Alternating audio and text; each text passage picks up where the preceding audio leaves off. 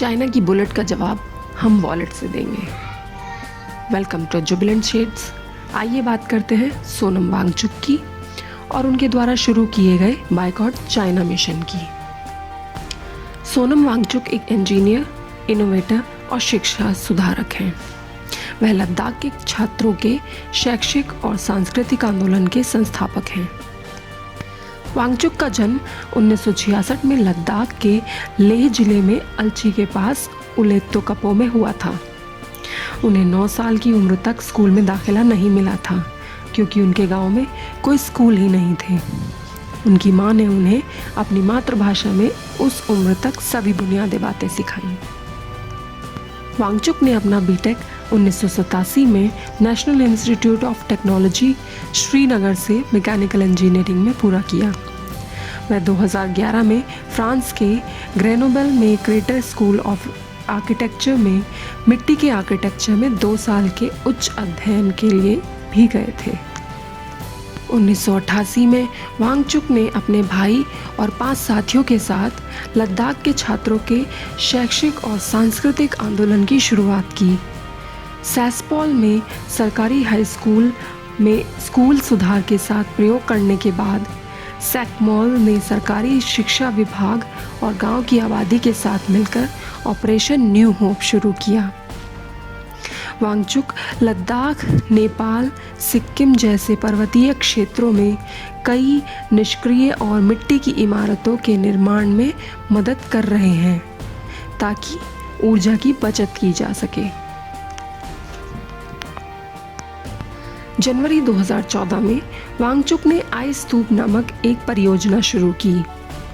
उसका उद्देश्य अप्रैल और मई के महत्वपूर्ण रोपण महीनों में लद्दाख के किसानों द्वारा किए जा रहे जल संकट का हल खोजना है। हाल ही में LAC पर चल रहे विवाद पर सोनम वांगचुक ने चीनी उत्पादों के बहिष्कार की बात कही है। उन्होंने कहा कि सीमा पर चीनी आक्रमण दशकों से चले आ रहे हैं, इसीलिए भारत को न केवल मिलिट्री के माध्यम से बल्कि वॉलेट के साथ भी जवाब देने की आवश्यकता है। चीन के पास पड़ोसी देशों को परेशान करने का इतिहास रहा है। हांगकांग, जहां लोग अपने राजनीतिक तंत्र में हस्तक्षेप का विरोध कर रहे हैं, जापान के साथ दक्षिण समुद्र का मुद्दा और तिब्बत पर कब्जा। तो चलिए भारत और चीन के बीच व्यापार के बारे में बात करते हैं। वर्ष 2019 में भारत ने $68 बिलियन का आयात किया और केवल $16 बिलियन का निर्यात किया। 2014 के बाद हर साल आयात में 10 से 12% की वृद्धि हुई, लेकिन भारत का निर्यात केवल 2% ही बढ़ा।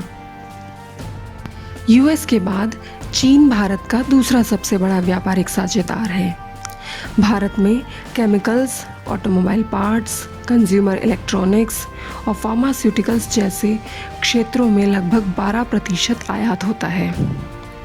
भारत का 70% दवा का कच्चा माल चीन से ही आता है।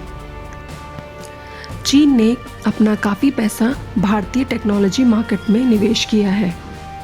अलीबाबा और टेंसेंट जैसी कंपनियों ने भारतीय स्टार्टअप जैसे कि जोमेटो, पेटीएम, बिग बास्केट और ओला में अरबों डॉलर का निवेश किया है। भारतीय स्टार्टअप्स में 90 से अधिक चीनी निवेश हुए हैं, जिनमें से अधिकांश पिछले 5 वर्षों में किए गए हैं। 30 में से 18 भारतीय टेक स्टार्टअप्स में चीन निवेशक है। भारत की मोबाइल मार्केट पर 89% चीनी कंपनियों का कब्जा है, जैसे शाओमी, ओप्पो, वीवो। कुछ ऐसे सेक्टर्स भी हैं जहां हम चीन से आयात बिना किसी बड़ी परेशानी के बंद कर सकते हैं।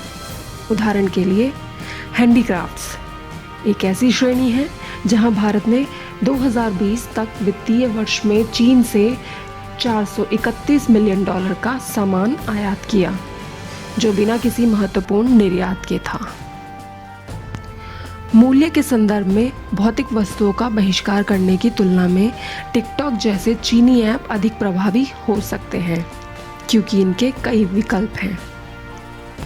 लेकिन भारत के दृष्टिकोण से इन सब चीज़ों के अर्थव्यवस्था पर गंभीर परिणाम हो सकते हैं, खासकर इस आर्थिक मंदी के दौर में।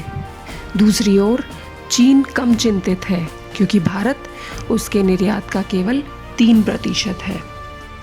भारत के लिए यह बेहद खतरनाक होगा कि हम चीन विरोधी आंदोलनों को अनुमति दें, जिससे तनाव और बढ़ सकता है। इसके बजाय हमें आर्थिक सुधार पर ध्यान देना चाहिए। चीन को भारत का जवाब है आत्मनिर्भर भारत, जहां हम धीरे धीरे अपने संसाधनों का विकास कर सकते हैं और चीन पर निर्भरता में कटौती कर सकते हैं।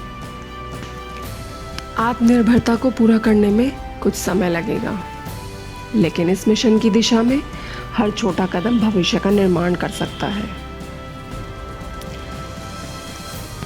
सोनम वांगचुक ने सही कहा है कि 20वीं सदी में हमें देश के लिए जान नहीं, जिंदगी देने की जरूरत है।